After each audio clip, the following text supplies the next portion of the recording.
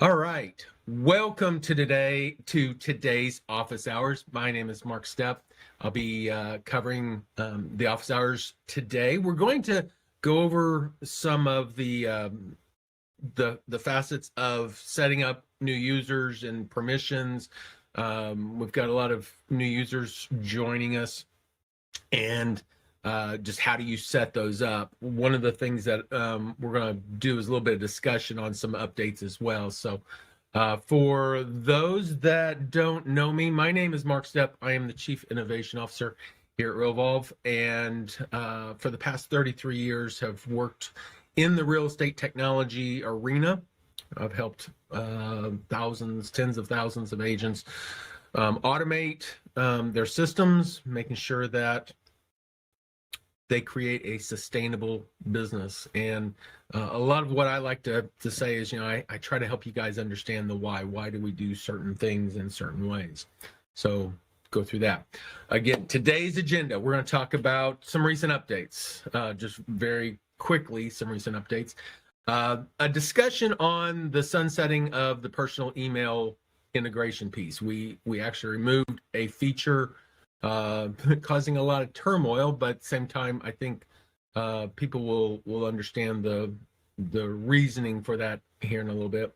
And then we're going to go into the settings area under users and permissions, and small discussion on premium services. I was thinking that a couple of our premium service members would be on here, but we'll see. Actually, there's Amber. She's one of them. We will be recording this. We actually are recording this, and we put this in a playlist on our YouTube channel, but you can access that YouTube channel playlist through the realvolve.com/office hours. Anytime that you want, go in there and be able to access that.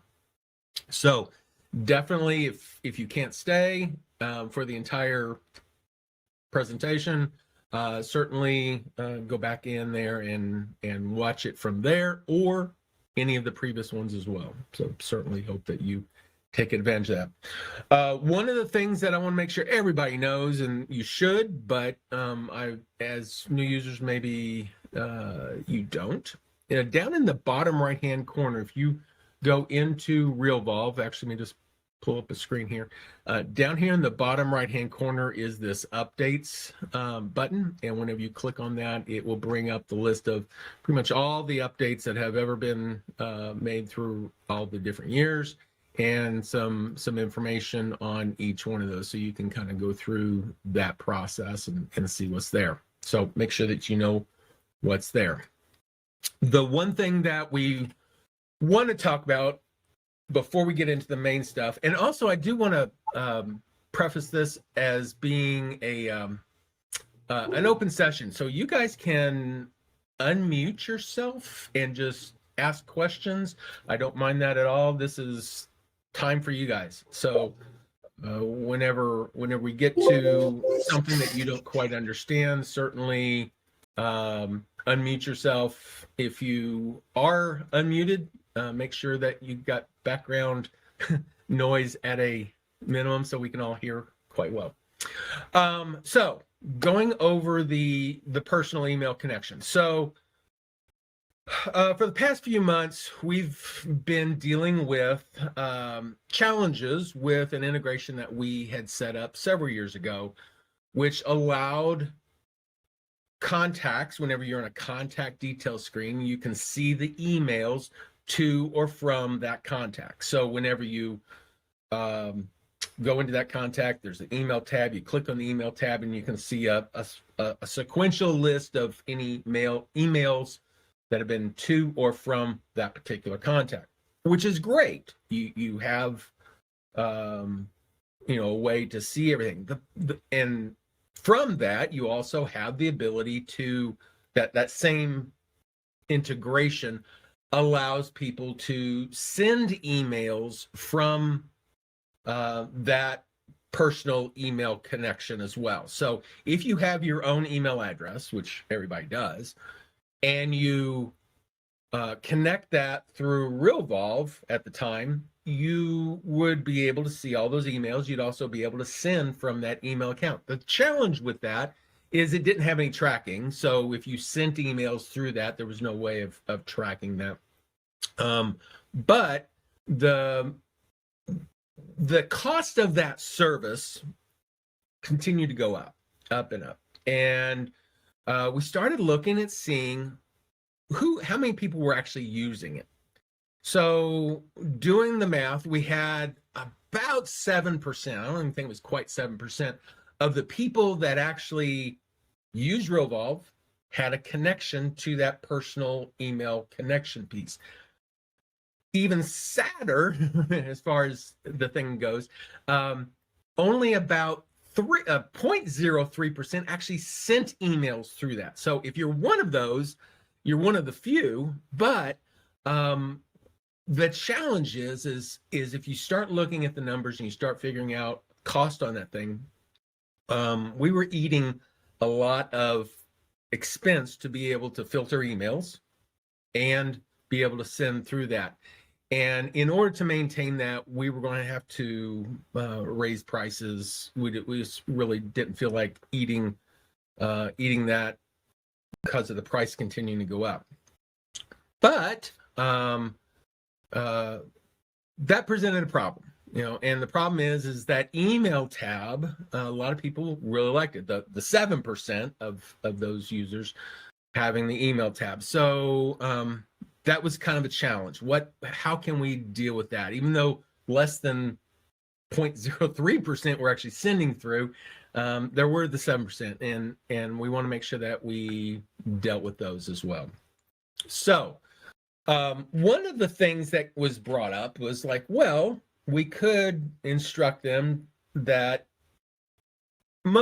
many services, not most, I say many services, have the ability to have searchable links. So what that means is, you can put in some kind of basic email address with an email address at the end of it, or a URL with an email at the end of it, and that would bring up that search in that service, whatever you're using. If you're using Gmail or Outlook Exchange 365, those services are online. They have links. They have the ability to do that. Challenges, as users, why do I have to remember all this? It doesn't really make sense. But something that we thought that we could work around or do would be very easily add those links, those automatic links, to a contact. So down here at the bottom on a contact record, even though we had radar, contact properties, all the way at the very end we had email, we removed that. And the gist of that one tab was simply to organize any emails that was to or from this contact. So what we did was, by adding these icons here, we're able to mimic or do basically the same thing. It actually takes you outside of Realvolve in a separate tab, but what it does then is allows you to see all those emails to or from that contact all in one spot, which is an advantage because now I can do all my replies and all that kind of stuff right here, which is what that tab also did. It allowed you to send emails, reply emails to and from that. So you still have that ability. It's just it wasn't is not built into Realvolve anymore. However, if you don't use Gmail, Outlook, or 365 Exchange and don't have that, you still have the ability, if your email reader or whatever you're currently using has some ability to do some kind of search, you could take whatever that search is, put it into a note, and pin that note and be able to access it. So kind of a couple workarounds, but definitely the ability to quickly access that email from these icons. If you're a Gmail user, click on the little Gmail account. If you're Outlook or Exchange, Office 365, certainly put it from there. So definitely take a look at that, and hopefully that will alleviate some of the challenges that this update actually caused. Not sure if there's any questions on that. I'm happy to answer whatever questions, but it really kind of came down to increasing costs, and we want to always watch our budget, but in order to maintain that, we would have had to charge everybody. We started looking, it was like $15, $16 a month per user, whether you used it or not. And I don't think that's something that the other 93% would want to do. Maybe the 7%, but even that is questionable. So hopefully that makes sense. Any questions? Certainly unmute if you want, or put it in the chat. Okay. So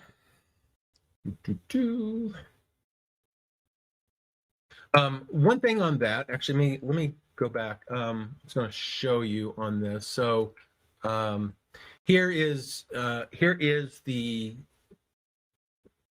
trainer, our trainer site that I use all the time. Whenever you're on this, basically it's just a quick link. You just click on it. One thing that you do want to make sure of is that you are logged in to whichever mail service that you customarily use in a browser window of some sort. So if you click on that, first thing it's going to do is open up whatever you're logged into for email. And then here you've got basically it's just all it's doing is throwing the email address into the search field. And again, if you're not using Gmail, Outlook, Exchange, whatever, and you do have a search, it might give you some kind of URL. Just find that URL piece, and you can put that in a note if you're not using any of these services. But from here, then you can use this to read whatever messages and stuff that you've got. All right.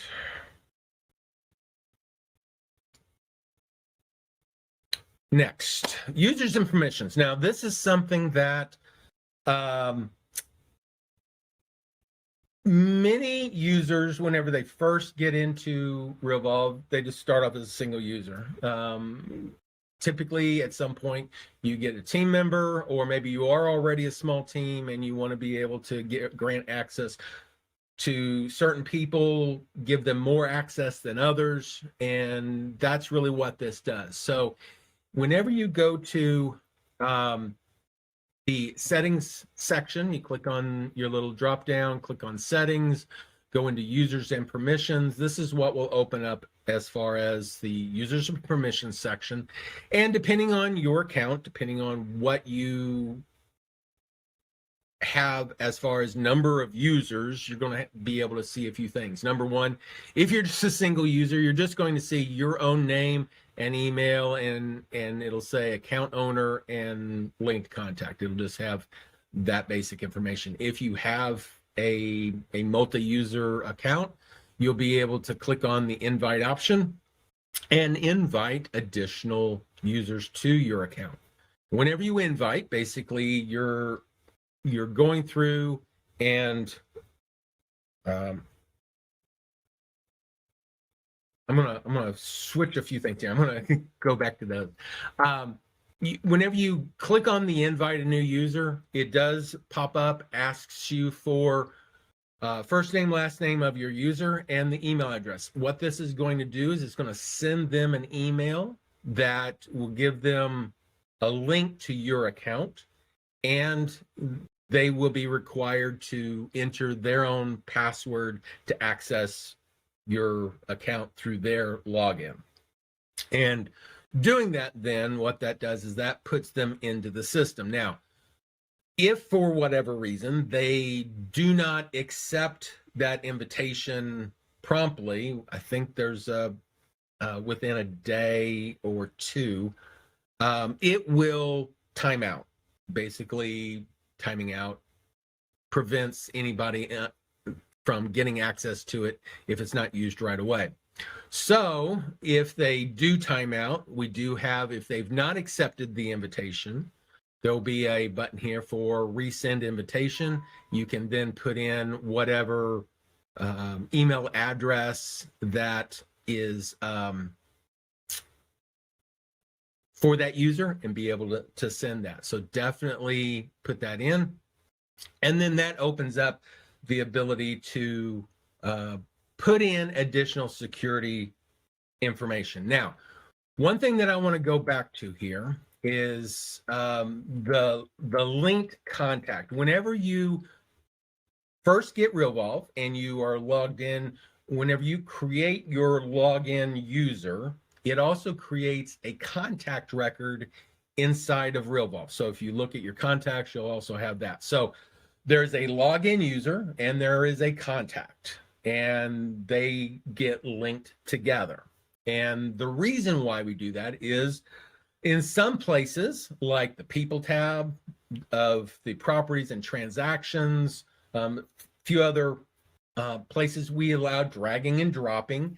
And since you drag and drop contacts from your contact database into the system, we want to make sure that in the people, whenever you drag that contact record, that if it's part of the seller agent, buyer agent area, is particularly the seller agent and the buyer agent, that it links the user that goes with that contact so that we can do the stuff on the dashboard.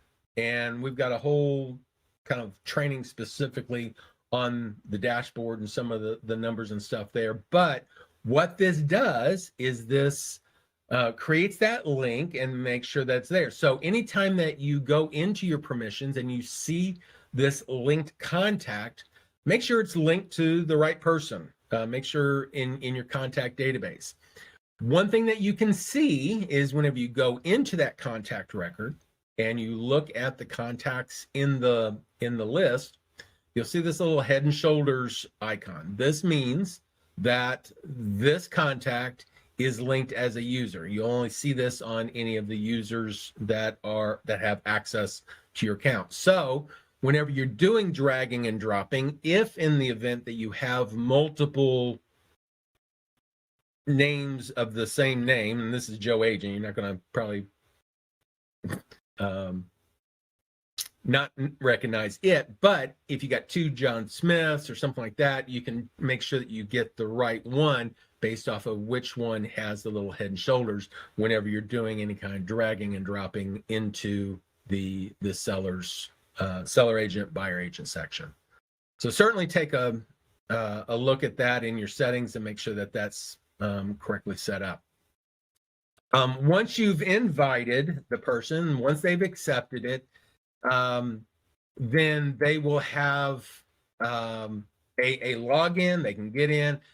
By default, whenever you first get into the system, the system itself will only let that user see their own stuff. I mean, it does not intermingle the data by default. You have to actually give them access once you get them into the system and being able to set some stuff available. So whenever you get that name in there, you can click on this click here to configure, and it will open up this section here and give you access to some settings. And what we're going to do is kind of spend a little bit of time helping you understand what those settings are. So on the left-hand side is this type. The type itself is what type of access area do you want to give access to, and what is the access that you're granting them. Are you giving this person access to all users of that particular type and access, and do you want to delete a specific access? So the different types of accesses, do you want to give them access to the contacts, the properties, the transactions, workflows, templates, tasks, documents, and notes? These are all the different sections of the system itself, and it gives you the ability to decide if you want to limit which areas for each person. You can also limit the type of access. Do you just want to give them read access to it so they can see it, but they can't create records, they can't update records, or they can't delete? Now, these are the different options that you can use for each of the different sections. So do I want to create? Do I want to update or delete in this particular section? Now, by default, if you look at it, it does say all sections. So basically all sections, the person can read, create records, update records, or delete records for their own records, for their own self. You can choose that I want to do it for all users. So I want to give them access, I want to give them create record or update record for all users in all sections. Some people want to, some people don't, and this just gives you that ability to do some customization of that. So picking and choosing how you want those put together is important. Now, up here at the top is an add new. What you can do then is you can add additional types, add additional access elements to the system so that you can make some additional changes. So you might want to leave the first 4 items exactly the same, but you want to add some additional partial access for certain elements. And what do I mean by that? Well, you could come in here and say, well, I want to, in addition to somebody in my database, I want to give them create to the contact. I'll give them read access for everything in the system, but I only want to give them contact create access so they can create contacts for themselves, update and delete in the contact section, but I don't want them touching any of the other sections. Possible. Is it really useful? Maybe, maybe not.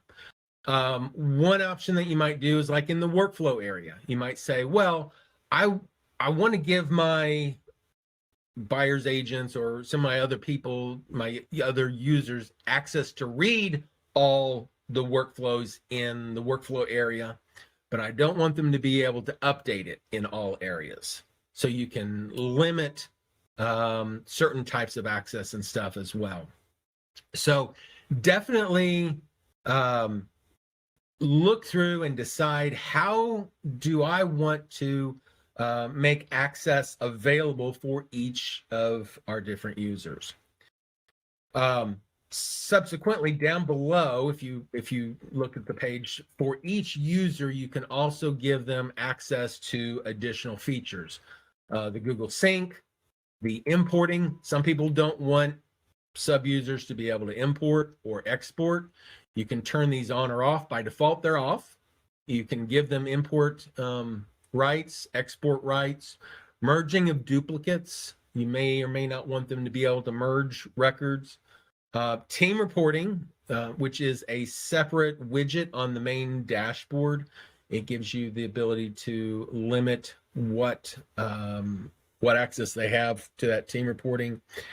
And then also tags. Now, tags is one where if you check this, it gives them the ability to create new tags. Any record that's in the database for contacts, for properties, transactions, workflows, calendar items, pretty much everything has the ability to get tagged so you can quickly find it and search it through the system. In this particular situation, this is for whenever you're creating a tag in the system, do you want to give them that access? Do you want to give them the ability to do any kind of adding or subtracting of tags? Once you've made all those changes, you can click on the Save Permissions, and then you're good. Okay, so changing these for each of the different individuals, setting them the way that you want them is really the basis of the users and permissions section. Now, one thing that you can do is, instead of giving somebody all access to all records or whatever, you just want to give them full rights, as if they are the administrator. So in this case, you may have somebody that is extremely important to your system. They need to be able to add, delete, update for anybody, for anything. Basically become the account owner, without some of the additional rights, but there is a make as admin. And if you check this make as admin, then that particular person, you don't have to go into any of the configurations. It gives them full rights to everything, basically. So a lot of people, if you just need that person to have full rights of everything, just check that and it gives you full access. Now, on this same window, we also have a section here for not only the linked contact, which we discussed earlier, for the dashboard linking, which is important for the buyer agent, seller agent stuff, for commissions, and for the dashboard stuff. The other thing is changing of the record owner. Now, this one is a little bit weird, but it has a particular need. So there are users that basically help service other users, in the fact that the main account owner uses the system, but data entry itself is done by a particular person. Maybe they're doing things, adding records and whatnot. But those records that they're adding are typically on the behalf of somebody else, typically the account owner. If that is the case, where Annie Assistant is just that, she's an assistant to the main person, you do have the ability to change the account owner drop down here, or the record owner, to the account owner or one of the other users. It really doesn't matter, but you can choose which record, whenever I do a new record in the database, whether it be a contact, a property, or transaction, that it automatically changes the ownership of that record to this person.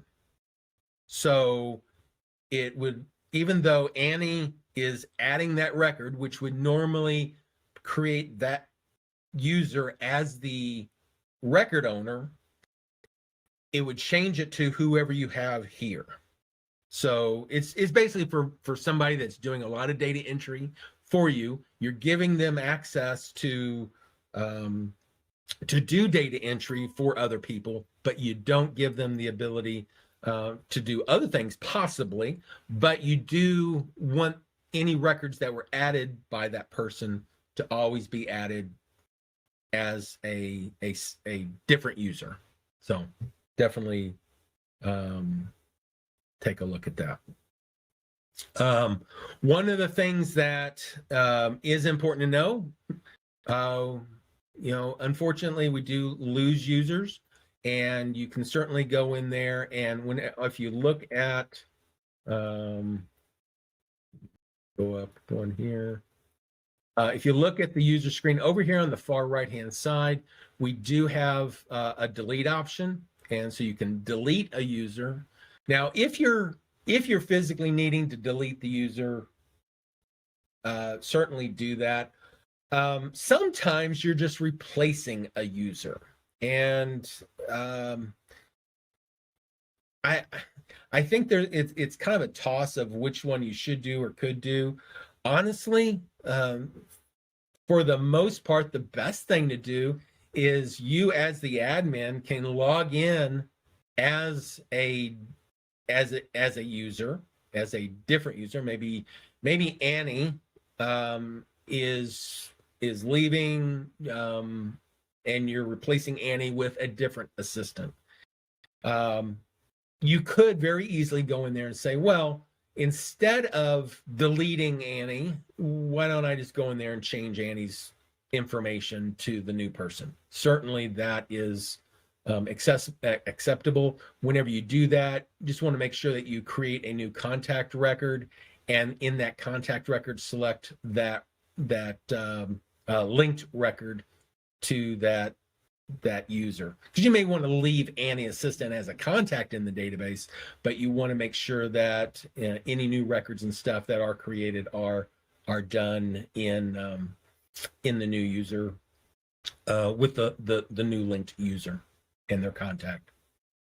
Any questions there? Okay. So if you are needing to delete them, certainly you can do the delete. Let me go back down here. You can certainly click on the little X. It will let you delete that contact record from the database, but it does offer you some options. So whenever you click on that, it's going to say, okay, what do you want to do? Do you want to transfer the data to another user? Because maybe that user, whoever it is in the database, they've got contacts, they've got properties, transactions, stuff like that. And maybe you don't want to lose that information. You want to retain that information, but you want to assign it to somebody else. You have the ability to do the transfer, which would transfer all that information. And it's going to transfer all the information. You may or may not want that, but definitely that is an option. Basically, whenever you do that, you choose the transfer data to another user.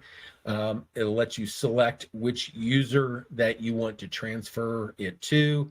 And then once you select that, you can do the transfer and delete, and it will transfer the data. On the other hand, if you choose that you want to do the delete data, this is something that early on, it caused us a lot of challenges, and unfortunately, people don't read. But delete the data. We don't necessarily recommend this, but certainly available. Critical. Hey, take time to read this. Read me, please. Reversing this is not easy, and we do backups here at Realvolve. We do constant backups, but it's really more for catastrophic type things. If the database just blows up, which never has, but we keep backups for that. We can restore the entire database very quickly in that event. But doing individual records is more of a challenge, and we had early on in Realvolve history, just to give you a little history, users that would just go in there and delete a bunch of data and say, oh, yeah, well, I really do need that. It's like, okay. And it took hours and hours to go back through the backups and restore and stuff like that. It's like, okay, let's try to prevent this. And so this at least gets your attention.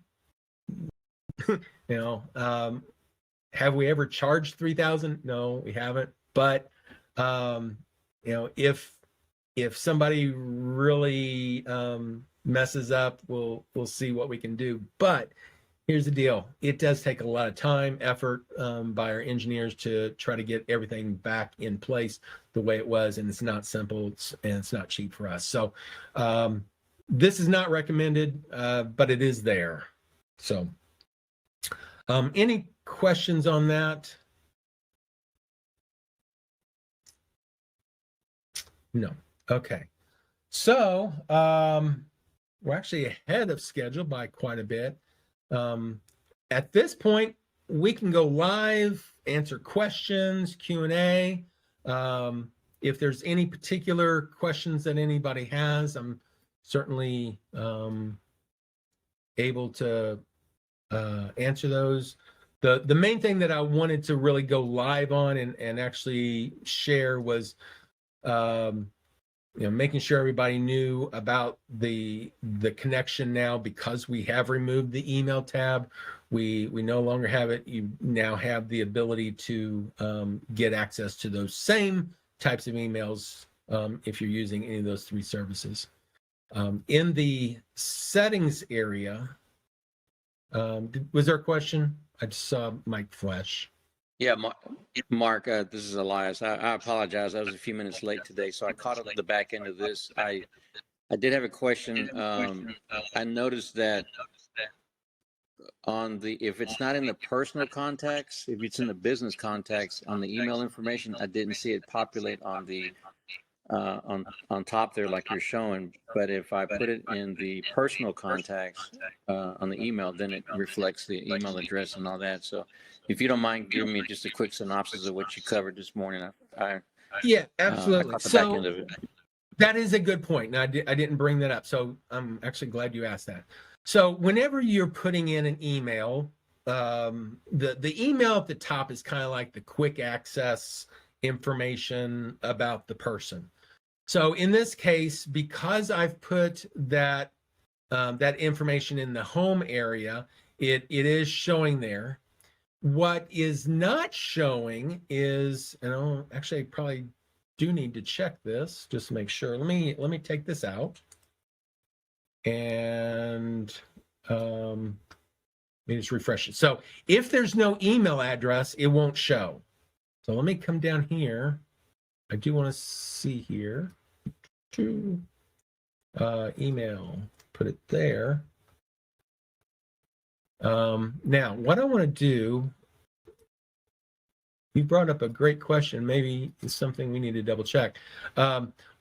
Whenever you're dealing with a contact record, that is, what is their primary record? Well, for Joe Agent, because he is an agent, probably his primary information would be his work. So this record type on this is, instead of being a person, might be more of a company type record. And you can change that. Let me just see if that makes a difference. If it doesn't, I'll have to tell our engineer and check that. Now it's there. So by changing this down in the record details, who's the record owner, what record type is this? Is this a personal record, which would utilize the information in the home, or is it a company type record where it would use the work address? So in this case, because it's down in the work, if you want it to reference this information, change the record type to company, and then you would have access to that. Does that help? Yes. Has that feature on the right always been there? Because that when we were trained on Realvolve, we were just told to make sure you put, if it's a business contact, put it under the work section. If it's a personal, put it in the home. So has that always been down there at the bottom? It's always been down there. Absolutely. Yeah. Okay. And then what was that? You were doing something about a workaround. Is the reason why that's up there now, the little icons? Yeah. So yeah. So because of, and certainly you might want to rewatch the replay whenever we post it. We did remove the email tab, and because of that removal of that email tab, it people can't access emails that were either sent to or from that email address through their personal email account.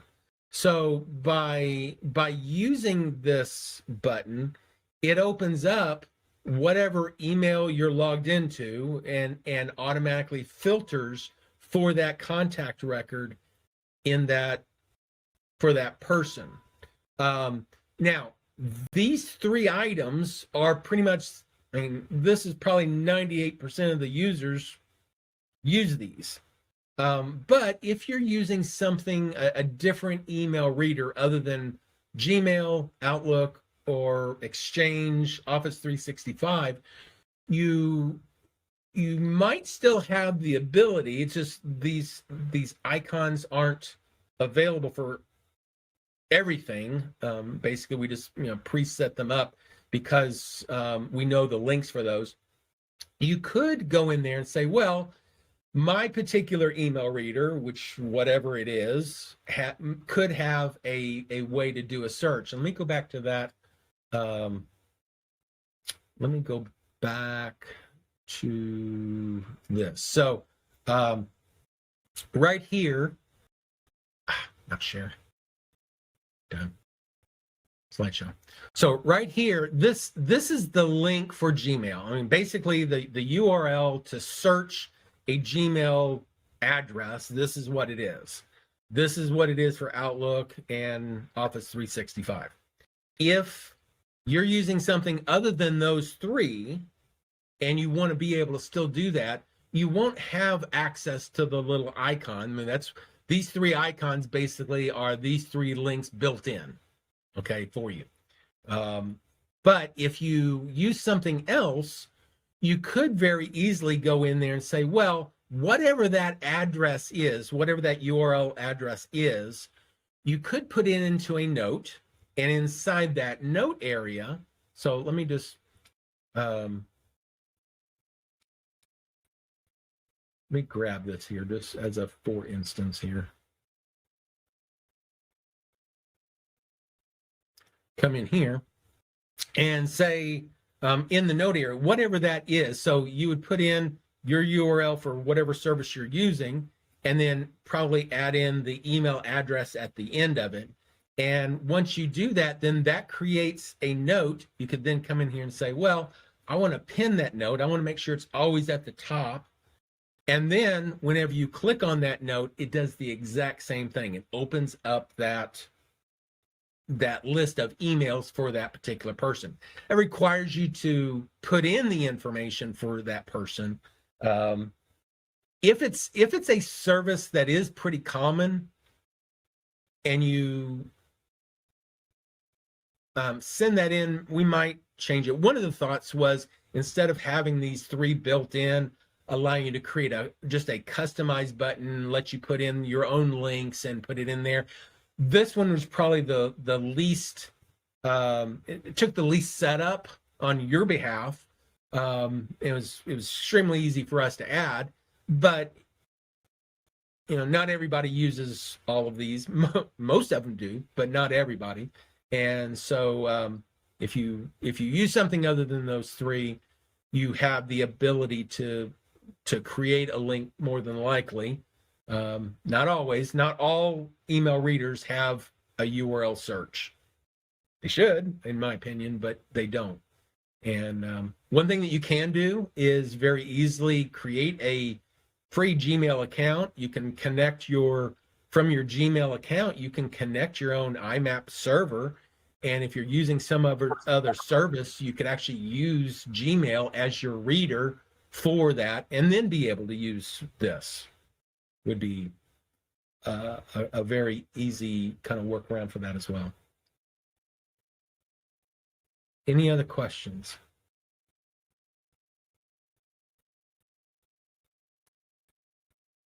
Okay. Going back to the settings, when we go into settings, and go into users and permissions. The settings in this, so anytime that you've got an admin, you won't have that link. If it's not an admin, like, let me go here to Bobby, buyer agent. If I uncheck that admin, that removes full rights from Bobby, and then I can go in here and make some changes and stuff to, that's weird, to the permissions. But once you make those changes and in the settings and stuff, then at that point you can decide what types of access you want to give them to give to them in the backwards. But contacts, properties, transactions, a lot of people will go in there and say, well, I want to give them read access to all of my templates, but I don't want to give them the ability to update my templates. They can copy them if they want. They can, create something similar and create it under their own record, but I don't want them changing my own. So in those cases, you would turn on the for all users on the read, but not for the update or the delete. You probably wouldn't want them to delete your records either. So just being able to choose what area what access type and what whether you want to give them access to all users or not is the main purpose of this users and permissions. And any combination is valid there for the most part. One thing that you probably that wouldn't make sense, I guess, is if you say all users or all sections on 3 of them and say for all users, and then you start limiting certain things. So you probably wouldn't want to go in there and do any kind of change like that, but pretty much everything else gives you free reign to limit or give full access to anybody that you need to. Any other questions? Okay. Certainly any questions about Realvolve in general, if you guys have anything. How often do I do these office hours? Every Wednesday at 10 o'clock Central is what we do. And pretty much I will have some kind of topic of some sort. And like I said, actually, let me go to realvolve.com/office hours. So here at office hours, if you go to realvolve.com/office hours, this is the playlist, all the different previous items that we did. I guess I didn't put last week's on. Need to take a look at that. We did have some that got rejected for some reason. But basically what you can do is come in here. You can just click on the YouTube link and go to our YouTube channel. Certainly like and follow for that. Excuse me. But from the office hours playlist, you can click on the little hamburger icon up here, the 3 little bars. Click on that, and you can see all the items that are in the Realvolve office hours playlist. And we've got other playlists on our YouTube channel, but this one is dedicated just for the office hours and all the different things that we do every week and kind of topics that we cover. Sometimes we do just question and answers. I don't really cover any particular main topic, just some general questions. I do try to do that at least once a month. Other ones, I'll pick some kind of topic. We've got a list of topics that we go through kind of more in depth than just some basic discussion, and then open it up, let you guys ask whatever questions that you got. So just kind of a good time learning and educating. If at some point, if we don't have an office hours on a particular day, go back here and use that time to learn something that you haven't watched. We've got it's getting close to being 100 of them. I'm not sure how many we've actually got in there, but hopefully it is something that you guys can take advantage of. All right. Any other questions? Last questions. All right. Well, everybody, Amber, are you still with us? Yeah, I'm here, Mark. Awesome. One of the things, everybody want to let you say hello to Amber. She is one of our navigators. She does a lot of helping with our premium services department. We do have, for those people that are new to Realvolve, you're extremely busy realtors, you aren't sure if you can get everything set up, whatever. We have several different options for what we call premium services. Amber, do you want to talk about that briefly? Kind of put you on the... Sorry about that. Give me 1 second here. Okay, so my internet went out for about 30 minutes, but I'm back now. Oh no. So in premium services, what we do is we're going to set up all of your workflows. We're going to teach you how to use the system, customize it for you, do your imports. I mean, really, we're here to guide you and set you up for success. Yeah. That is one of the programs, we know that everybody's busy and so I've talked to, I don't know how many people I've talked to that said they are the most technically challenged person on the planet Earth. And I can guarantee you I've seen that person, they're not them, but if you're in that category where it's just like technology is just a challenge, premium services is an excellent way for you to get your systems in place, because it really all comes down to systems. Anytime that if you've got a real estate coach, if you've got trainers or whatever, all of them will talk about systems, making sure that you've got your systems in place. And that's what Realvolve really does. But it also takes some organization. It takes the ability. This is not a magic wand and saying, get Realvolve and magically your life is all better. There are some setup things that you have to do to make software do what you want it to do, and in the way that you do it. If you're an agent that has spent any time out in the field, you have certain processes that you do, like McDonald's has their process. And the only reason why McDonald's is so successful is they can hire cheap labor, high school students running multi-billion-dollar companies because of these people, because of systems.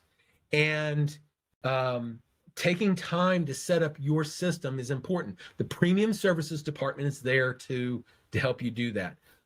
And if that's something that you're interested in, certainly reach out to our sales team, sales@realvolve.com, and they'll take you through that. We do have some self-guided options. We've got some hands-on and do it for you, do it with you types of options. And it does take some effort on your part. It's not, like I said, it's not a magic wand, but certainly something that you would definitely benefit from. Thank you, Emma. I kind of took over what you were saying. Sorry. That's okay. That's fine.